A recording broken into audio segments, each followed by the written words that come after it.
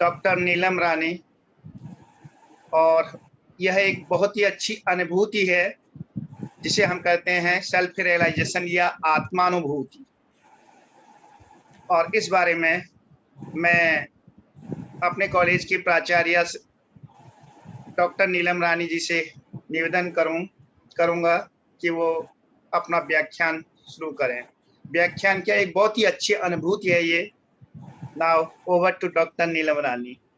Thank you Kapri ji, thank you Pooja madam, thank you Seema madam. Good afternoon students. Good afternoon ma'am. हाँ, आज का topic बड़ा interesting भी है और बहुत अच्छा भी है। आप लोगों को मुझे उम्मीद है कि बहुत अच्छा लगेगा। सेल्फ रियलाइजेशन, आत्म साक्षात्कार। ये सेल्फ रियलाइजेशन की बात तो महात्मा गांधी जी ने की, स्वामी विवेकानंद जी ने की, स्वामी दयानंद जी ने की, अरविंद घोष ने की, हमारे आदि शंकराचार्य जी ने की। आत्म साक्षात्कार है क्या? आत्म साक्षात्कार का मीनिंग है कि हम अपने आप को जाने, अपने आप को पहचाने। Self to know, self to recognise. हम अपने बारे में ही नहीं जानते, इसीलिए हमारे अंदर वो आत्मविश्वास नहीं है कि हमारा जो है आत्म साक्षात्कार इतना सरल हो सकता है। हम बड़ी आसानी से अपने आप को पहचान सकते हैं, अपने आप को जान सकते हैं। एक मनुष्य जन्म ऐसा है जो ईश्वर ने मनुष्य के अंदर बुद्धि दी है, उसे पता है, उसे स्वतंत्रता दी है कि आपने उस स्वतंत्रता का प्रयोग कैसे करना है अपने आप को पहचानने में या बाहरी दुनिया में लीन होने में। तो हम आज इसी टॉपिक पर बात करते हैं कि आत्म साक्षात्कार क्या है, क्योंकि हमारा जो शरीर है वो ब्रह्मा का अंश है, एक ब्रह्मांड का अंश है। हमारे अंदर जो ब्रह्मांड में शक्तियां हैं वो सारी शक्तियां इस मनुष्य के शरीर में भी है। इसका एग्जाम्पल मैं अभी दे सकती हूँ कि जब कृष्ण भगवान मिट्टी खा रहे थे तो यशोदा मैया ने कहा कि आपने मिट्टी खाई है, तो कृष्ण भगवान तोतली आवाज में कहते हैं, मैया मैंने मिट्टी नहीं खाई। तो उन्होंने कहा मुंह खोलो। तो जब उन्होंने मुंह खोला तो पूरा ब्रह्मांड, वही समुद्र, नदी, पहाड़ और पता नहीं सारा ब्रह्मांड के साथ पूरा का पूरा उनको दिखाई दिया। एक बार तो यशोदा मैया जो है घबरा गई कि मैं क्या देख रही हूँ। फिर कृष्ण भगवान ने माया फेरी और अपना मुंह बंद किया और उनको फिर वही ममता के, तो हमारे हम मोह ममता में जकड़े रहते हैं, उसी मोह ममता में फिर उनको पास किया। उनका जो मुंह दिखाने का मतलब ये था कि क्योंकि कृष्ण भगवान एक अवतार थे, उन्होंने मनुष्य के रूप में जन्म लिया, लेकिन मनुष्य के रूप में जन्म लेने के बाद भी उनके अंदर अपार शक्तियां थी। यानी कि वही मनुष्य हम भी हैं, हमारे अंदर भी वही अपार शक्तियां हैं। हम इस मोह माया में अपनी अपार शक्तियों को पहचान नहीं रहे, जान नहीं रहे। अगर हमारा आत्म साक्षात्कार हो जाए, सेल्फ रियलाइजेशन हो जाए, हम अपने आप को जान ले, हम अपने आप को पहचान ले, हम अपनी शक्तियों के बारे में जान ले, तो हमें इधर उधर भटकना नहीं पड़ेगा। आपको मैं बता दूं कि एक बार सारे देवता इकट्ठे होकर बैठ गए, क्योंकि भगवान जी ने सभी देवताओं की एक बैठक बुलाई। उन्होंने कहा कि मनुष्य का हम बना तो रहे हैं ये संसार, लेकिन मनुष्य छोटे छोटे कामों के लिए मुझे आकर तंग करेंगे। कि अब ये नहीं हो रहा, अब ये, क्योंकि बाहरी संसार में वो मोह माया में हमने उनको डाल दिया है, तो वो दुखी होंगे तो हमारे पास बार बार आएंगे। तो मैं कहाँ रहूं जहाँ मनुष्य मुझे ढूंढ ना सके। सो सारे देवी देवता, कोई कहता है आकाश में चले जाओ, कोई कहता है पृथ्वी के नीचे चले जाओ, पाताल में चले जाओ, कोई कहता है कि समुद्र की गहराई में चले जाओ। तो सबने कहा कि मनुष्य जो ऐसा प्राणी है वो समुद्र की गहराई में भी मुझे ढूंढ लेगा, आकाश के ब्रह्मांड में भी मुझे ढूंढ लेगा, और पाताल में भी, धरती के नीचे जाकर खोद कर भी मुझे ढूंढ लेगा। कोई ऐसी जगह बताओ जहाँ मनुष्य ना जा सके। तो गणेश देवता जो कि विवेकशील हैं और अबोधिता हैं, यानी कि इनोसेंट है, वो खड़े हुए और उन्होंने कहा कि हे परमात्मा, आप मनुष्य के हृदय में निवास करो, क्योंकि मनुष्य जो है बाहर तो घूमता रहेगा, आपको मंदिर, मस्जिद, गुरुद्वारे, चर्च इधर उधर ढूंढता रहेगा, लेकिन अपने अंदर से नहीं देखेगा। और आप मनुष्य के अंदर बैठ जाइए, और जो आत्म साक्षात्कार पा लेगा, जो सेल्फ रियलाइजेशन पा लेगा, वो आपको अंदर से ही ढूंढ पाएगा, अदरवाइज नहीं। तो सेल्फ रियलाइजेशन होना बहुत जरूरी है, अपने आप को पहचानना, अपने आप को जानना। आज जो संसार है वो ऐसे कगार पर खड़ा है कि विध्वंस बाहर से तो है ही, लेकिन अंदर से भी बहुत है। आज जो संसार है ऐसे कगार पर खड़ा है कि विध्वंस जो है बाहर से तो है ही, लेकिन अंदर से भी बहुत है। हर तरह की बीमारियां आज सबके सामने आकर खड़ी हुई हैं। इन बीमारियों का कोई इलाज भी नहीं है। ये जो विध्वंस हमारे अंदर से हो रहा है और हम अंदर से ही टूट रहे हैं, उधर हमारा कोई ध्यान नहीं है। हमारे बाल बच्चे, हमारे जो कुछ भी अपने हैं, वो सब खत्म हो रहे हैं। उनको सबको जोड़ने का एक ही तरीका है, जो सर्वव्यापी परमात्मा की ब्रह्म शक्ति है, उसको प्राप्त कर। और ये सिर्फ आत्म साक्षात्कार से ही घटित हो सकती है। अगर आपने आत्म साक्षात्कार प्राप्त कर लिया तो आप बहुत ही विशेष लोग होंगे। आपकी आत्मा ज्योतित हो जाएगी, आप में अपार शक्तियां होंगी। आप अपने देश परिवार की समस्याओं का समाधान खुद ही करेंगे, पूरे विश्व की समस्याओं का समाधान करेंगे। आप लोग ही पृथ्वी पर शांति लाएंगे। आप ही सुंदर दिव्य मानवों से परिपूर्ण होंगे और उससे परिपूर्ण होकर एक विश्व का सृजन करेंगे। अपने अंदर की ऊर्जा का आनंद लेंगे, अपने अंदर निडरता रखेंगे, अपने ऊपर पूरा विश्वास रखेंगे कि आप आत्म साक्षात्कारी हैं, कि आप पैगंबर हैं। परिस्थितियों के बारे में उदास या चिंतित नहीं होंगे, क्योंकि अब आप पैगंबर हैं। पैगंबर संस्कृत में इसको विराज कहते हैं। ये की ऊर्जा व्याप्त हो गई है। विराज का अर्थ है कि अपने अंदर उस ऊर्जा का आनंद लेना। रा शक्ति है, विराज का अर्थ है उस साम्राज्य की शक्ति का आप आनंद लेते हैं।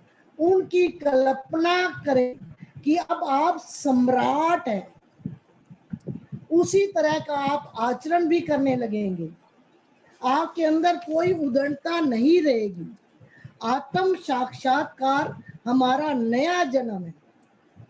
आत्म साक्षात्कार व्यक्ति तभी कहलाएगा जब वो पूरी तरह से अबोधिता पर उतर आए। अबोधिता मीन्स इनोसेंट, जैसे गणेश जी थे। मैंने उस दिन भी बताया कि हमारे अंदर 7 चक्र है। सबसे पहले मूलाधार चक्र है, जो कि गणेश जी का स्थान है। गणेश जी अबोधिता है, यानी कि बालक स्वरूप है, इनोसेंट है, अबोधिता है, उनमें अंदर विवेकशीलता है, पवित्रता है और ईमानदारी है। और उसके ऊपर 3 कुंडल में कुंडलनी शक्ति है, और वो हर मनुष्य के अंदर है, जिसको हम सैकुरम बोन कहते हैं। सैकुरम बोन यानी कि अपने आप में एक पवित्र अस्थि। यूनानी लोगों को ये पता था कि ये सैकुरम बोन जो है एक पवित्र अस्थि है, और इस पवित्र अस्थि को डॉक्टर भी हाथ नहीं लगाते। ये हमारी कुंडलनी शक्ति है। कुंडलनी शक्ति जो है, कुंडलनी एक अग्नि की तरह दिखती है, और उसके भीतर अग्नि की क्षमता है, और जो भी चीज भस्म की जा सकती है उसे भस्म करने की क्षमता है, यानी कि उसे खत्म करने की क्षमता है। अतः जब कुंडलनी ऊपर उठती है, वह भी आपके अंदर की ऐसी सभी बेकार चीजों को भस्म कर देती है। आपकी सभी इच्छाओं को, जो कि बेकार के विचारों को, सभी प्रकार के संचित भावनाओं व अहंकार को, और इनके बीच की तरह की बेकार की चीजों को, सभी कुछ तेजी से भस्म कर सकती है, क्योंकि इसे भस्म किया जा सकता है। ये सब स्वभाव से शाश्वत नहीं है, वे प्राकृतिक रूप से भी शाश्वत नहीं है, वे वहां पर अस्थायी रूप से हैं। तो ये जब कुंडलनी शक्ति ऊपर की ओर उठती है, हमारे चक्रों को पार करती है, और ये तभी पार हो सकती है जब आप अबोधिता में उतर आएंगे, आप भोला आदमी बन जाएंगे। भोला आदमी सब कुछ जान जाता है। भोले आदमी में बनावटीपन नहीं होता। रियलाइजेशन में दिव्यता आ जाती है। दिव्यता जो है वो देखने वाले देव ही आपके साथ लगे रहते हैं, देवता आपके साथ होंगे। शा से ही आपकी कुंडलनी शक्ति जागृत होगी। मैंने बताया ना, इस कुंडलनी शक्ति ने माँ के गर्भ में बच्चे का निर्माण किया था, और जब वो बच्चा बन गया तो उसकी बची हुई शक्ति उसी सैकुरम बोन में सुप्त अवस्था में आकर बैठ जाती है, और वो चाहती है कि मेरा बच्चा या बच्ची मुझे जागृत करे। वो अंदर से चाहती है, लेकिन उसको जागरण करने में हमें शुद्ध इच्छा रखना पड़ेगा। फिर ध्यान से सुनो, शुद्ध इच्छा, इसका मतलब है कि अन्य सभी इच्छाएं अशुद्ध है। केवल एक शुद्ध इच्छा है, और वह है परमात्मा के साथ एक रहो, ब्रह्मा के साथ रहो, ईश्वर के साथ एक रहो। यही एकमात्र शुद्ध इच्छा है। जब हमारी यही शुद्ध इच्छा करती है, तो वो कुंडलनी आपके चक्रों को पार करती हुई, 7 चक्रों को पार करती हुई आपके सहस्त्रार में आकर कमल की तरह, हजारों पंखुड़ियों की तरह आलोकित होती है, प्रकाशित होती है। और जब ये प्रकाशित होती है तो उसी को हम ध्यान कहते हैं, समाधि कहते हैं। वो सलीलम सलीलम चैतन्य लहरियां भी कह सकते हैं, ठंडी ठंडी वाइब्रेशन भी कह सकते हैं, और कूल ब्रीज भी उसको कह सकते हैं। चेतन लहरियां आ रही हैं और वे वितरित हो रही हैं, इसलिए आपको कोई क्रिया नहीं करनी है। यही है ध्यान। ध्यान का मतलब है स्वयं को भगवान की कृपा पर छोड़ देना। अब यही कृपा जानती है कि आपको किस तरह से ठीक करना है। इसे ज्ञान है कि किस तरह से आपको सुधारना है, आपके अंत में कैसे बसना है, आपकी आत्मा को किस तरह से प्रज्वलित करना है। इसे सब पता है, इसलिए आपको चिंता करने की जरूरत नहीं कि आपको क्या करना है, या कौन से नाम बोलने हैं, कौन से मंत्रों का उच्चार करना है। ध्यान में आपको पूर्णतः निष्क्रिय हो जाना है। अपने को पूरी तरह से उधेड़ रखे और उस वक्त आपको पूरी तरह से निर्विचार रहना। किसी ने पूछा कि आत्म साक्षात्कार प्राप्त करने के लिए हमें कौन से मंत्रों का उच्चारण करना है, कितने व्रत रखने हैं, कितने तप करने हैं।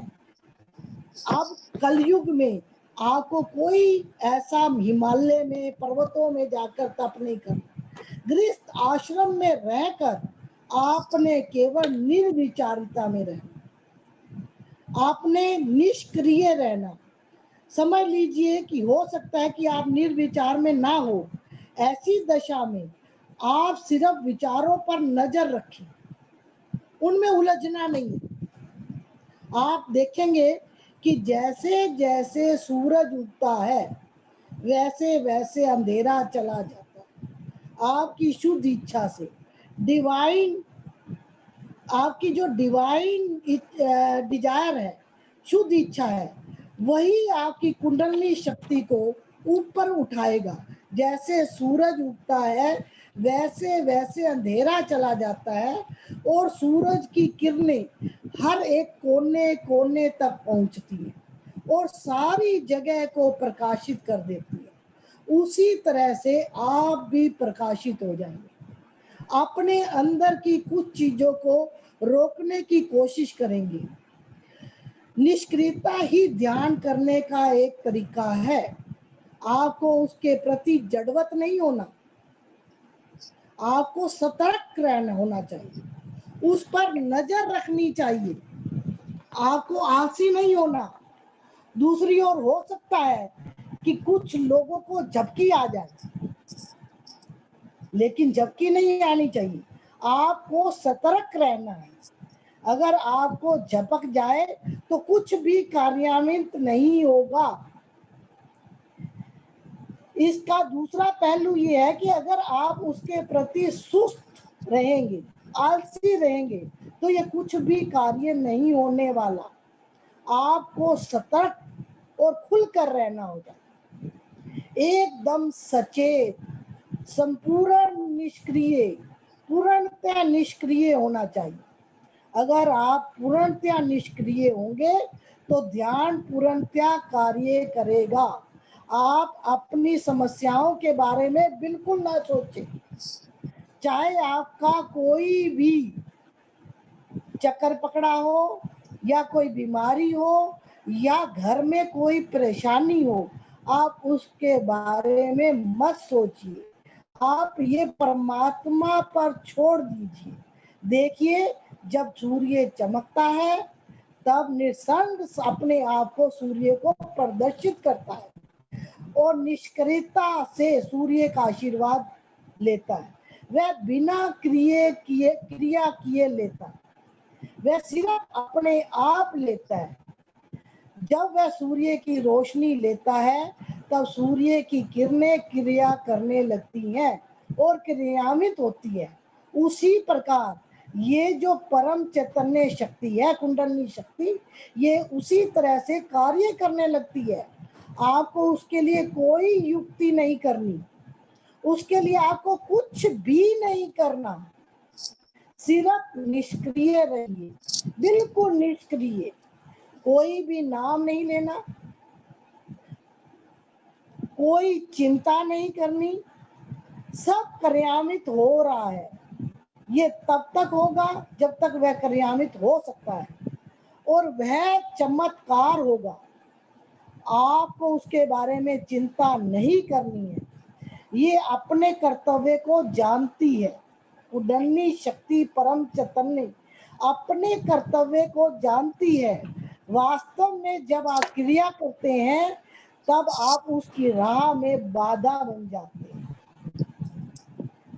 जब आप कोई प्रयास करते हैं या आप चिंता करते हैं तो वो उसके रास्ते में रुकावट बनते हैं।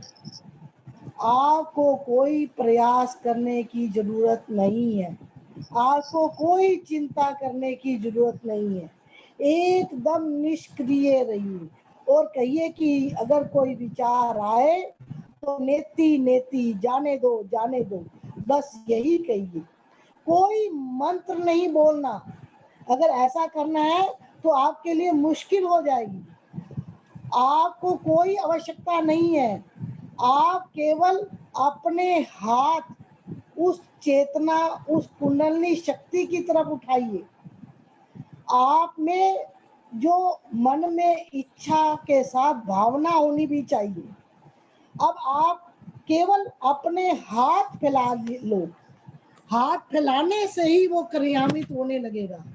जब वह भावना परिपूर्ण होगी तो मंत्र बोलने की कोई जरूरत ही नहीं है, आप उससे परे हैं। इसलिए हर एक को निष्क्रिय होना है।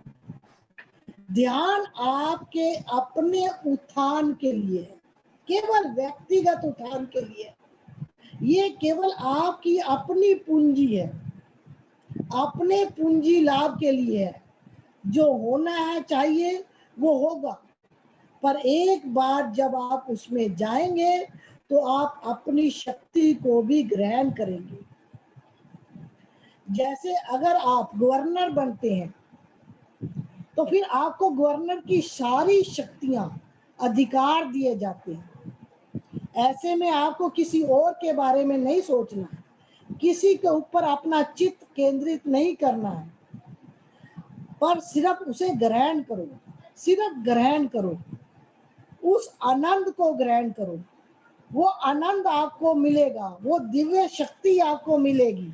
सारे देवता आपके पास आ जाएंगे, आपके चारों ओर देवता बैठ जाएंगे और वो सारे कार्य आपके करेंगे। लेफ्ट साइड में, लेफ्ट की तरफ, बाई तरफ आपके गणेश जी बैठ जाएंगे और दाई तरफ राइट साइड में हनुमान जी बैठ जाएंगे।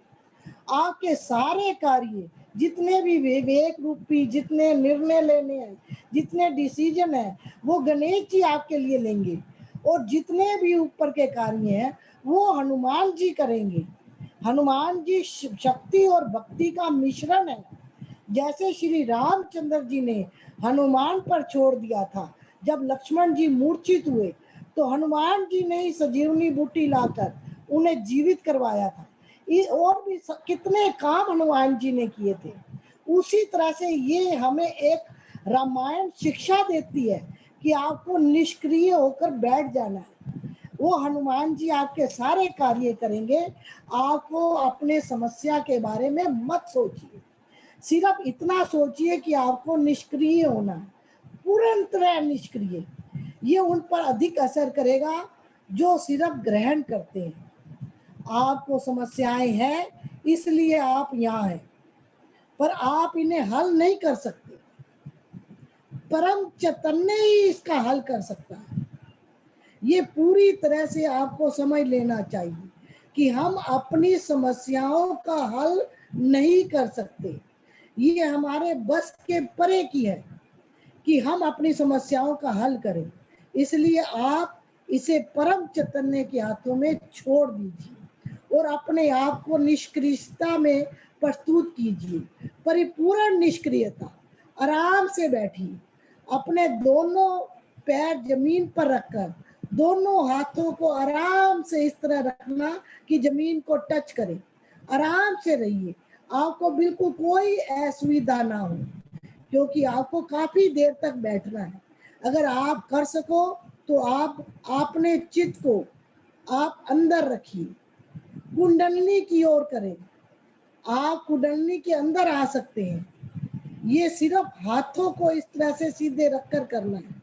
अतः निष्क्रियता ही चाबी है, परिपूर्ण निष्क्रियता। चाहे आप मेरे ध्यान करें या आप बैठे, आप बोधिता बने। आपके अंदर करुणा, विनम्रता, मधुर व्यक्तित्व आप बन सकते हैं। आपकी तेजी से प्रगति हो सकती है। आप परमात्मा से आशीर्वादित हो जाएंगे, एक नए युग का निर्माण कर सकेंगे। आप जैसे जैसे आप निष्क्रिय होंगे वैसे वैसे आप शांत होते हैं। और आपको अगर कोई गुस्सा भी आ रहा है, किसी कोई विचार आ रहा है या उसका गुस्सा आ रहा है, तो वो भी हवा में गायब हो जाएगा। आपके ऊपर कोई अगर मुसीबत भी आ रही है तो वो भी आपको चिंता नहीं करनी है, आपकी मुसीबत अपने आप खत्म हो जाएगी, आपकी अच्छी प्रगति होएगी, आप इसका आनंद उठा सकते हैं, आप नीरा आनंद में आ जाएंगे, आनंद में आ जाएंगे। आपको इसके लिए कोई मेहनत भी नहीं करनी और बिना मेहनत के आपको आत्म साक्षात्कार मिलेगा। केवल आपको शुद्ध इच्छा करनी है और वो डिवाइन इच्छा केवल कुंडलनी शक्ति के लिए, लेकिन आपको इसके लिए बिल्कुल सरल होना पड़ेगा। सरल, जो कि सरलता क्या है? सरलता देवी संपत्ति है। सरलता से तात्पर्य है कि आप जो भी आपके मन में है वही बोले। हमारे आसपास का वातावरण ऐसा है कि मुंह में राम बगल में छुरी, ऐसे बहुत सारे मिल जाएंगे, लेकिन आप सरलता एक ऐसा ज्ञान है जिसमें बनावट का अभाव है, क्योंकि गीता के अनुसार सरलता शारीरिक तप है और ज्ञानी मनुष्य का स्वाभाविक कर्म है। मन की सरलता से तात्पर्य है कि मन में वही सोचे जो दूसरों के लिए शुभ और मंगल में हो। केवल किंतु मन की अपेक्षा वाणी की सरलता सामाजिक जीवन में महत्वपूर्ण स्थान है, क्योंकि अगर आप वाणी में सरलता और मधुरता लाएंगे तो आप दूसरों से भी, समाज में भी सम्मान प्राप्त कर सकेंगे। आपके अंदर निरहंकार होना चाहिए, अहंकार नहीं होना चाहिए। आपके जितने भी भाव हैं वो सरल होने चाहिए, दूसरों के कल्याण के लिए होने चाहिए।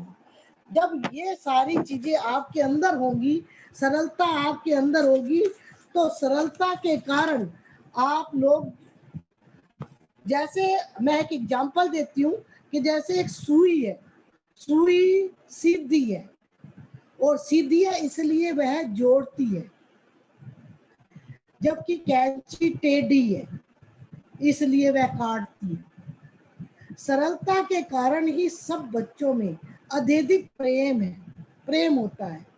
देखो, जो भी हम बच्चा है वो सबको प्यारा लगता है क्योंकि वो सरल है। जैसे ही वो बड़ा होता है, माया मोह और वासना के में फंसता है तो उससे उतना प्रेम नहीं होता। सरलता का आधार सत्य होता है। सरलता और भक्ति में कोई विशेष अंतर नहीं होता। कहा जाता है कि सरलता भक्ति की सर्वोच्च कक्षा है। सरल व्यक्ति का ही मन निर्मल होता है, इसलिए वह भगवान का सबसे प्रिय होता है।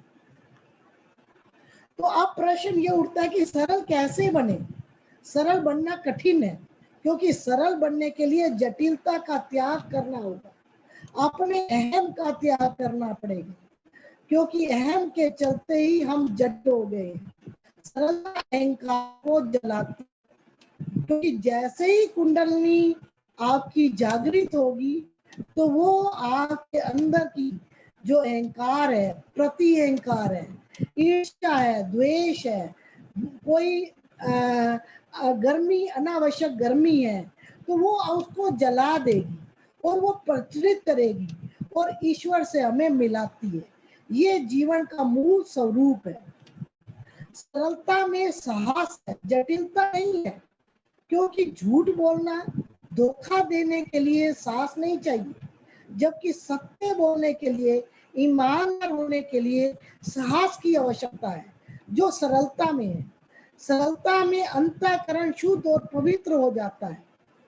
मन के निर्मल और पवित्र होते ही उसमें विशुद्ध प्रेम की अभिव्यक्ति होती है, जो अनन्य भक्ति का आधार है।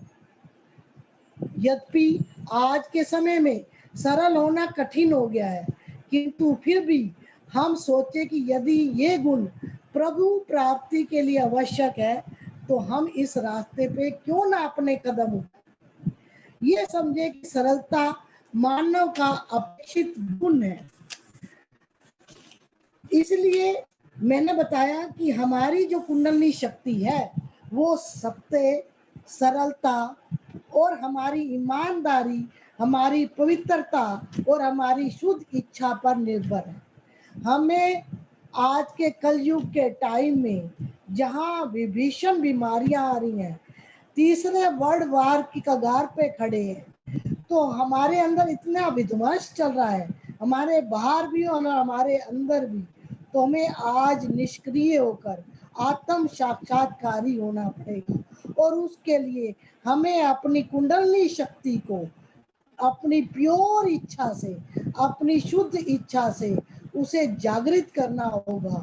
और ये जागृत करने के लिए कुछ एक्सरसाइज है, लेकिन वो एक्सरसाइज हम तभी बता सकते हैं जब हम आमने सामने बैठे।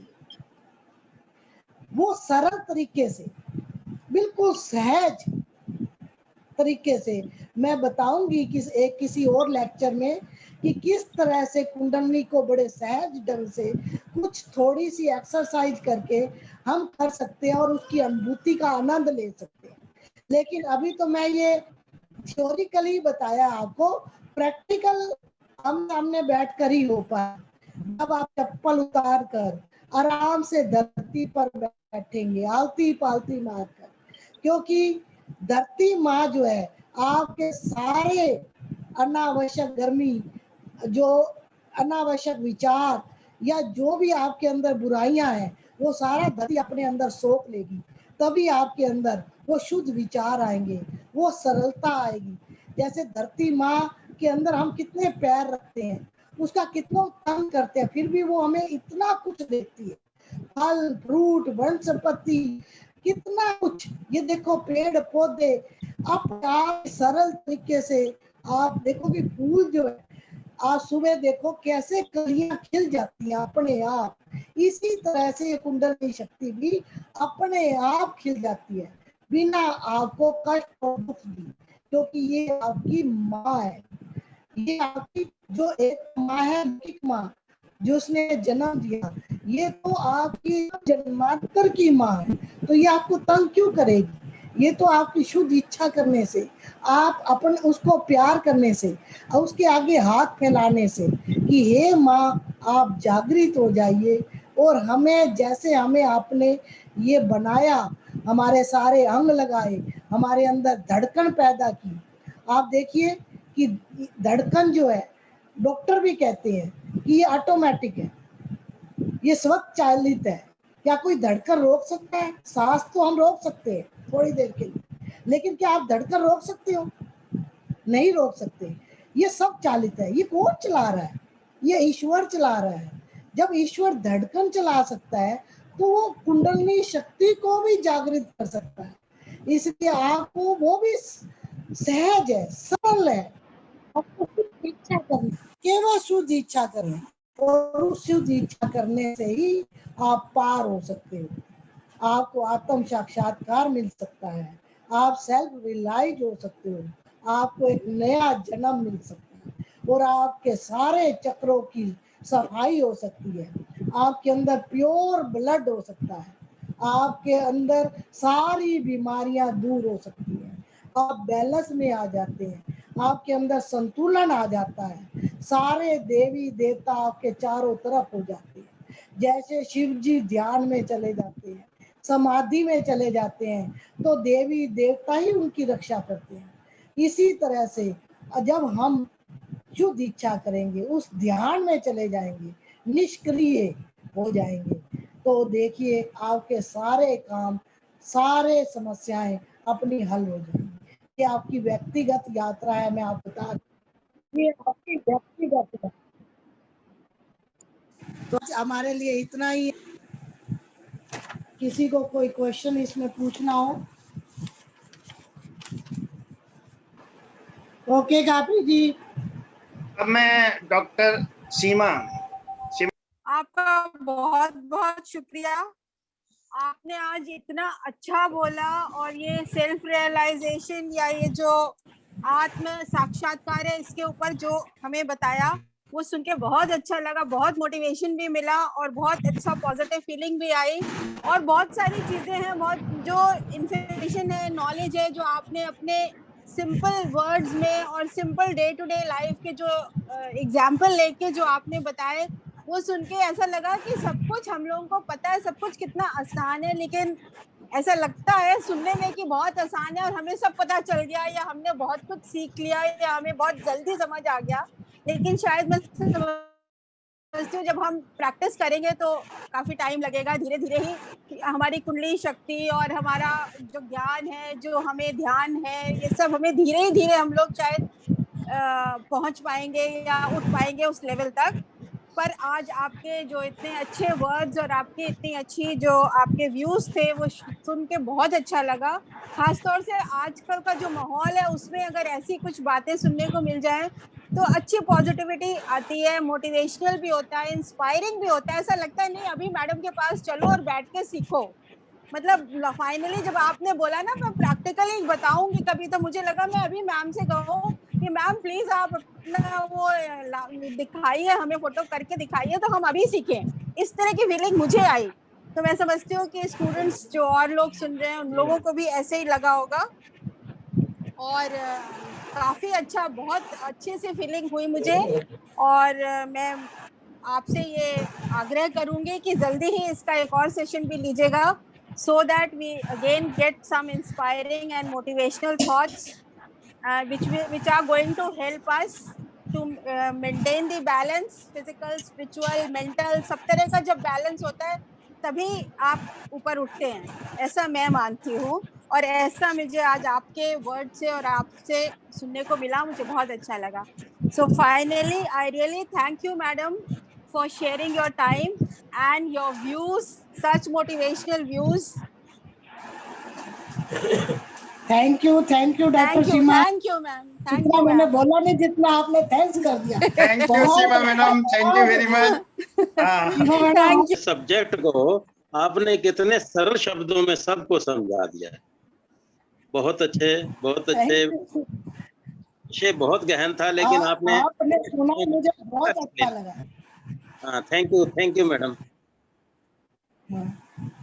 आप टाइम लगाकर निकाल कर हमारा सुनते हैं तो हमें मोटिवेशन मिलता है और ज्यादा।